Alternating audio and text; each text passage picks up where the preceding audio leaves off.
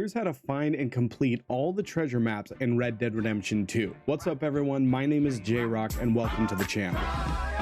So who's the man with the master plan? And when it's all over and the smoke clears, he's the last to stand. They call him J-roK, J-roK. In this video, I'll be covering all the treasure maps in Red Dead 2. This will include the sketched map, the J-roK Gang treasure, the high stakes map, the poisonous trail treasure, the landmark of riches map, and the 2 pieces of the torn map that lead to the Otis Miller treasure that you can only complete in the epilogue. I'll be covering how to discover each map or trigger the encounter that will get you the map, and how to complete the map in order to get the treasure hidden at the end. This will also easily help you complete the treasure hunter challenge and unlock all treasure hunter reinforced equipment at the trapper. Please make sure to like and subscribe and let me know in the comments if this helped your playthrough. Happy treasure hunting.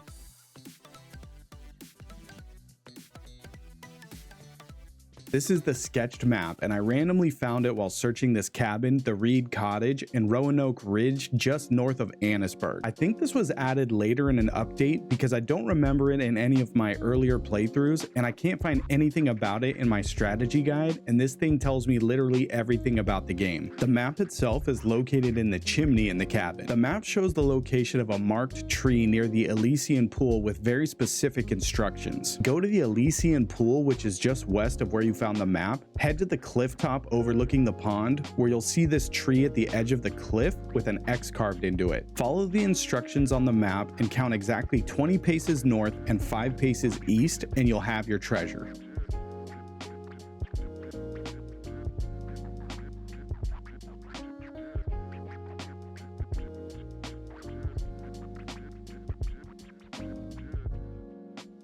Next is the J-roK Gang map.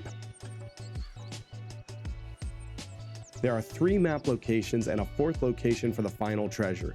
This will get you 2 gold bars early in your playthrough. You can get this as early as Chapter 2 once you get to the Horseshoe Overlook camp. You'll see a stranger cloud here south of Valentine and directly west of Flatneck Station. The stranger is a treasure hunter looking over the cliff at the first map's location. He will offer to sell you the map for 10 bucks, but if you're playing low honor, you can just take it from him. Once you've got the first map, head over to this rock formation. It's right in between your camp at Horseshoe Overlook and Valentine, east of Caliban Seat.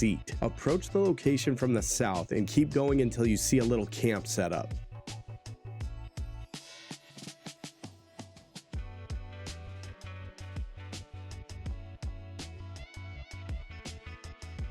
Once you found the camp, head down this path that takes you north along the outside of the rock formation, and at the end of the path you'll find map number 2.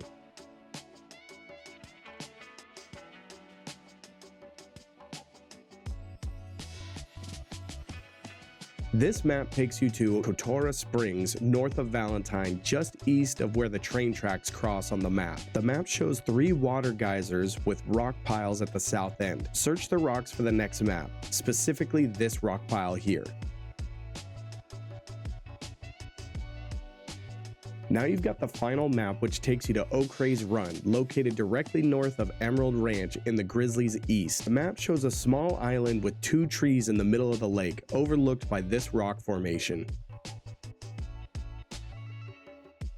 Get yourself to the island. You might want to up your stamina for this swim. Position yourself south of the 2 trees. You should be able to inspect a rock and find your 2 gold bars.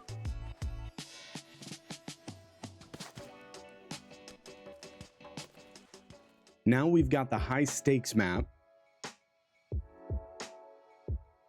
You can get this map and treasure as early as Chapter 2. There are multiple places to trigger this encounter, or you could just buy the first map at any fence in the game. But I've always found it here, just north of Riggs Station. You'll see a flustered treasure hunter looking for the location shown on the map. You can confront him, but he will not give up the map willingly. He won't even sell it to you, so you're gonna have to take it from him.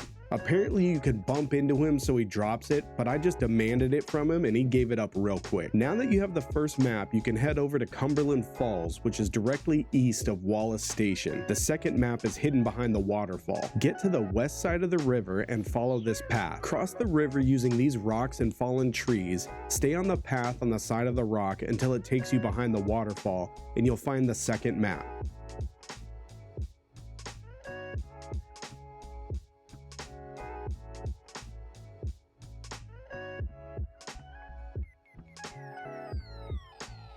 This map takes you to the middle of Barrow Lagoon, which is northwest of Valentine up in the snow under the M of Amberino. The map shows a cabin off to the side of the lake and a fallen tree that makes a little bridge to the middle of this island. Climb up onto the fallen tree and you'll find the final map.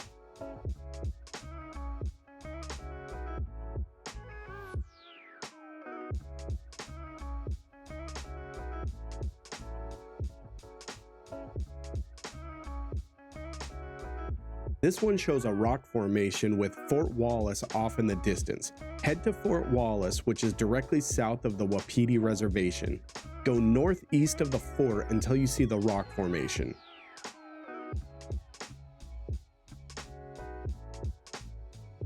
Follow this path between the two peaks and hug the cliffside all the way to the treasure.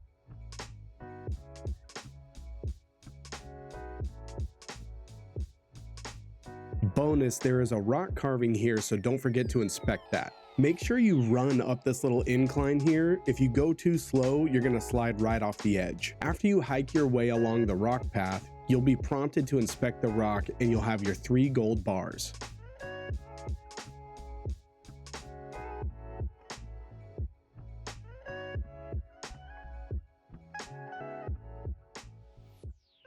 This one is the Poisonous Trail treasure map. I found the first map while trying to hunt for some perfect wolf pelts in the snow. It's located in the top northwest of the map in this little cabin by Cairn Lake. Go inside the cabin and open the lockbox under the bed.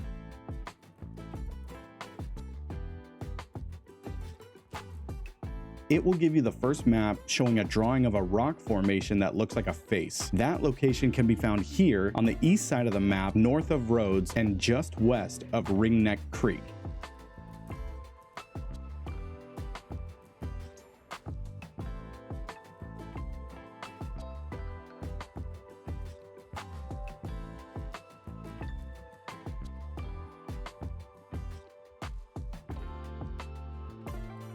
This one is somewhat easy. Just head to the right of the face rock, past this tree shown here, and search this tree stump directly behind the rock formation.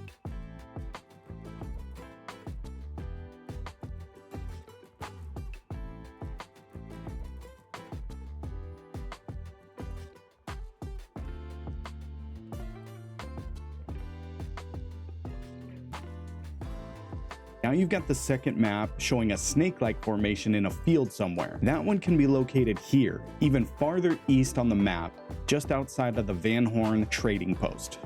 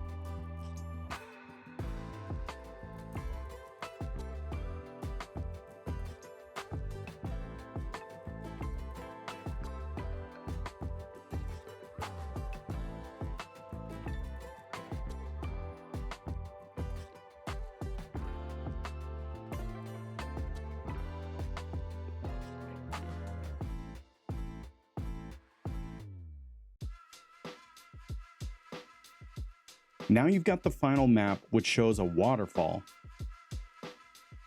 The final treasure is located not far from the snake formation, just northwest of Van Horn at the Elysian Pool.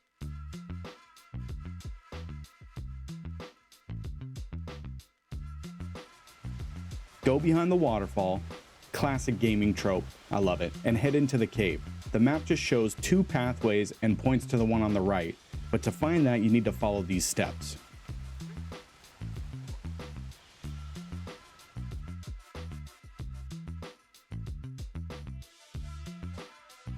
In the cave, you will come to a little cliff or a drop-off up on the right. Make your way to the bottom and you'll see a little opening in the cave wall on the right.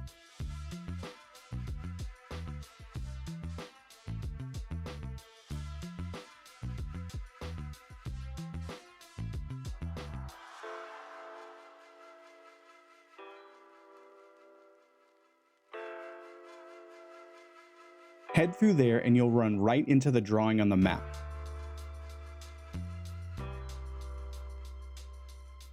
Two openings to choose from. Follow the map's instructions and take the one on the right.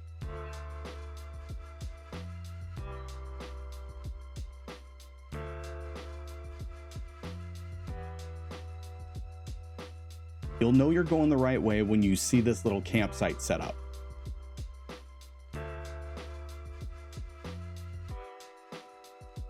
Keep heading deeper into the cave until you see the cliff drop off. Take a left, get a little running start, and gracefully make your way to the little opening down there, like I did. So smooth.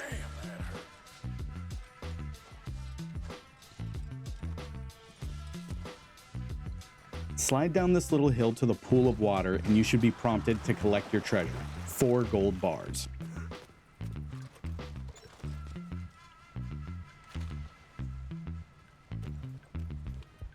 Next is the Otis Miller treasure, or the Torn map. This is a rare and legendary revolver that takes 2 map pieces to find. You could find both map pieces early as Arthur, but you cannot acquire the revolver itself until the epilogue and you're playing as John, because the final location is in Armadillo. For the first piece of the map, head to the far west, directly west of Valentine, up in this corner. Here you will find an angry lady who may or may not be a witch.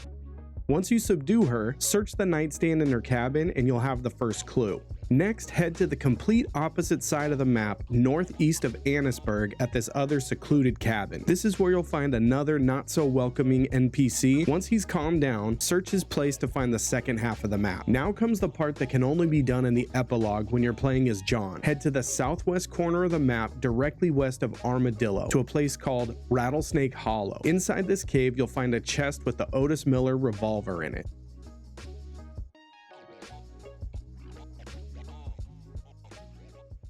And finally, we have the Landmark of Riches map.